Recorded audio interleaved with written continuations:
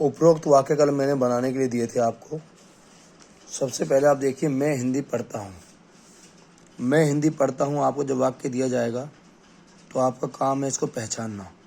आपने देखा इसके अंत में ता है या ताहू है या ती है या ते हैं, तो यहाँ पे ताहू मिल रहा है, इसका मतलब ये प्रेजेंट इंडेफिनिट टेंस का सेंटेंस है।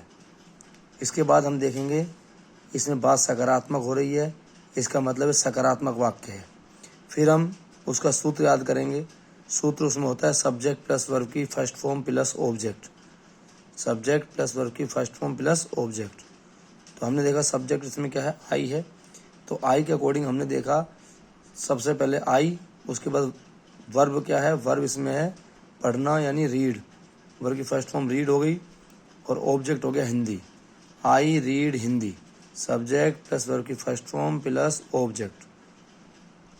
सब्जेक्ट आई है, इसलिए वर्ब की फर्स्ट फॉर्म में एस या एस नहीं लगाते हैं, क्योंकि आई वी यू दे या बहुवचन होगा तो केवल वर्ब की फर्स्ट फॉर्म आएगी, जो हमने रूल आपको बताया था। इसके बाद वे मेरे साथ खेलते हैं। देखिए सबसे पहले सब्जेक्ट ऑब्जेक्ट वर्ब छांटिए। आपने देखा लास्ट में ते है, इसका मतलब प्रेजेंट इंडेफिनिट टेंस का सेंटेंस है और उसमें बात सकारात्मक हो रही है, इसका मतलब अफर्मेटिव सेंटेंस है। अफर्मेटिव का सूत्र देखा आपने, सब्जेक्ट प्लस वर्ब की फर्स्ट फॉर्म प्लस ऑब्जेक्ट। जब सब्जेक्ट दे आया हुआ है, सब्जेक्ट छांटा, वे का मतलब दे और ऑब्जेक्ट मेरे, मेरे मतलब मी। जब मैं का ऑब्जेक्ट के रूप में काम आता है तो मेरे का मी बनेगा, साथ माने विद, और खेलना वर्ब की फर्स्ट फॉर्म प्ले। तो सबसे सब्जेक्ट क्या है, दे, इसके बाद वर्ब की फर्स्ट फॉर्म प्ले और फिर object with me. Subject plus verb की first form plus object. S या एस नहीं लगा रहे क्योंकि यहाँ पर सब्जेक्ट जो है दे है। इसके बाद हम देखते हैं हम लकड़ी जलाते हैं। सबसे पहले देखिए आप, लास्ट में ते है, इसका मतलब प्रेजेंट इंडेफिनिट टेंस है। बात सकारात्मक हो रही है, इसका मतलब अफर्मेटिव सेंटेंस है। अफर्मेटिव का सूत्र सब्जेक्ट प्लस वर्ब की फर्स्ट फॉर्म प्लस ऑब्जेक्ट।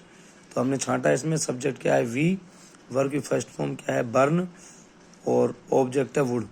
हमने इसको सूत्र में लगा दिया। सबसे पहले सब्जेक्ट लगाया, सब्जेक्ट इसमें वी, इसके बाद वर्ब की फर्स्ट फॉर्म आएगा बर्न, उसके बाद ऑब्जेक्ट आएगा वुड।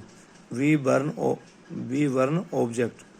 इसके बाद तुम पानी पीते हो, तो हम देखेंगे सबसे पहले छाटिए, इसमें देखिए पहचान करिए, ते हो यानी प्रेजेंट इंडेफिनिट टेंस है। तुम पानी पीते हो, बात सकारात्मक हो रही है, अफर्मेटिव सेंटेंस है। अफर्मेटिव का सूत्र सब्जेक्ट प्लस वर्ब की फर्स्ट फॉर्म प्लस ऑब्जेक्ट। जब सब्जेक्ट आई यू वी दे या बहुवचन आते हैं तो यहाँ पर हम देखेंगे यू है, सब्जेक्ट लगाएंगे यू, उसके बाद वर्ब की फर्स्ट फॉर्म ड्रिंक, उसके बाद object water. You drink water. Ram और मोहन पानी पीते हैं।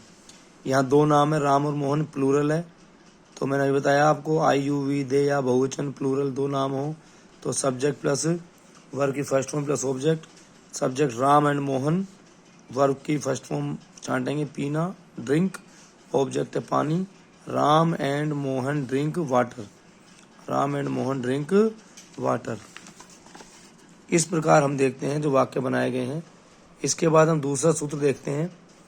जब सब्जेक्ट कर्ता ही शी इट नेम सिंगुलर हो, एक वचन हो, यानी कर्ता भी एक वचन हो, एक नाम हो, तो हम देखते हैं सब्जेक्ट प्लस वर्ब की फर्स्ट फॉर्म प्लस एस या एस प्लस ऑब्जेक्ट। ये रूल आता है, यानी सबसे सब्जेक्ट लगाएंगे, वर्ब की फर्स्ट फॉर्म लगाएंगे, उसमें एस या एस लगाएंगे, ये नियम विशेष है, और प्लस ऑब्जेक्ट लगाएंगे। वर्ब के अंत में अगर वर्ब दे रखी है और वर्ब के अंत में ये अल्फ़ाबेट आ रहे हैं S double S S H C H X O और जेड, तो हम इसके अंत में ई एस लगाएंगे। लेकिन बार बार बता रहे हैं कि subject he she it name एक वचन ये होना चाहिए। अगर आई यू वी दे या बहुवचन आएगा तो फिर केवल वर्ब की फर्स्ट फॉर्म लगाएंगे, यहाँ एस एस नहीं लगाएंगे। तो यहाँ एस एस लगाएंगे, अगर ये है तो ई एस लगाएंगे अंत में, नहीं तो सबके साथ एस लगाएंगे, शेष बच के उसे एस लगाएंगे। जैसे एग्जाम्पल के लिए राम हिंदी पढ़ता है, आपको दिखाई दे रहा है, आपने देखा राम हिंदी पढ़ता है, अंत में ता है, आपने तुरंत प्रभाव से देखा कि ये प्रेजेंट इंडेफिनिट टेंस का सेंटेंस है। फिर आपने देखा अफर्मेटिव है, सकारात्मक है, राम हिंदी पढ़ता, अच्छी बात हो रही है, सकारात्मक हो रही है। अब आपने सब्जेक्ट छांटा, आपने देखा सब्जेक्ट राम है, अब यहाँ आई यू वी दे बहुवचन ये राम है, तो आपने तुरंत सूत्र बदल दिया, यानी आपने वर्ग की फर्स्ट फॉर्म में एस से एस लगाना शुरू कर दिया। तो आपने देखा राम हिंदी पढ़ता है, सबसे पहले राम है, सब्जेक्ट ऑब्जेक्ट हिंदी है और वर्ब रीड पढ़ना है। आपने सूत्र में लगाया इसको, सबसे पहले सब्जेक्ट है, फिर वर्ब की फर्स्ट फॉर्म में प्लस एस या ई एस में से एक लगता है, यहाँ हम देख रहे हैं। लेकिन यहाँ आप देखेंगे डी है लास्ट में, तो हम केवल एस लगाएंगे, यहाँ ई एस नहीं लगाएंगे। ई एस कब लगाएंगे? जब ये हो अंत में। तो हम देखेंगे राम रीड में एस लगाया, रीड्स और हिंदी, राम रीड्स हिंदी, यहाँ हमने एस लगाया केवल क्योंकि अंत में डी है। इसका विशेष ध्यान रखें, एक तो सब्जेक्ट देखें, subject he she it name एक वचन होना चाहिए, तभी आप ऐसे एस लगाएंगे। और ई एस कब लगाएंगे? जब ये अंत में अल्फाबेट, अगर ये नहीं है तो केवल आपके लगाएंगे एस लगाएंगे, जैसे राम रीड्स हिंदी, राम हिंदी पढ़ता है। इस प्रकार हम देख रहे हैं। आगे देखते हैं हम, मेरे पापा लकड़ी काटते हैं। आपने इसमें देखा सबसे पहले आपको वाक्य दिया, लास्ट में ते है, आपने पहचान लिया प्रेजेंट इंडेफिनिट टेंस है, क्योंकि उसकी पहचान ता है, ती है, ते है, ताहू होती है।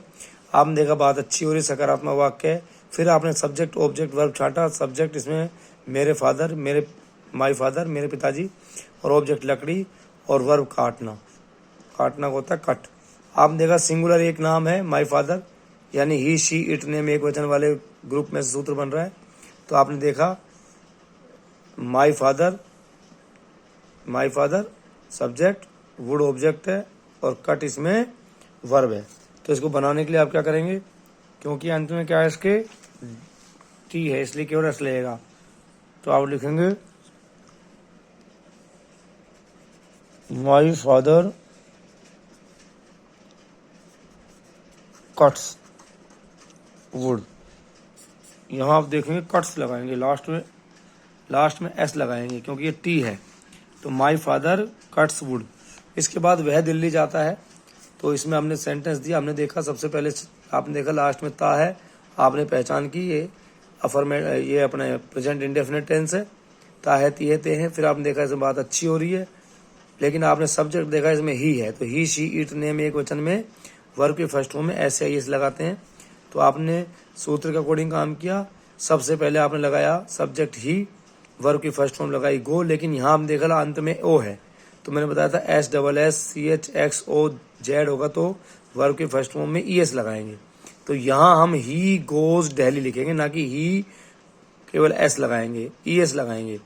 एस लगाएंगे तो काम खराब हो जाएगा, क्योंकि अंत में ओ है और सब्जेक्ट भी ही है, तो ही गोज दिल्ली। सब्जेक्ट में ही शी इट नेम एक वचन हो तभी ऐसे एस लगाते हैं, बार बार इसको बता रहे हैं। तो यहाँ ही है, अगर यहाँ आई होता तो फिर गो करते, फिर ना एस लगाते ना ई एस लगाते। आई यू वी दे बहुवचन होता तो केवल वर्ग की फर्स्ट फॉर्म गो आती, ऐसे एस नहीं लगाते। ऐसे आई एस कब लगाते हैं? जब subject he she it name एक वचन होते हैं। इस प्रकार प्रेजेंट इंडेफिनिट टेंस का अफर्मेटिव सेंटेंस आपको कंप्लीट होता है।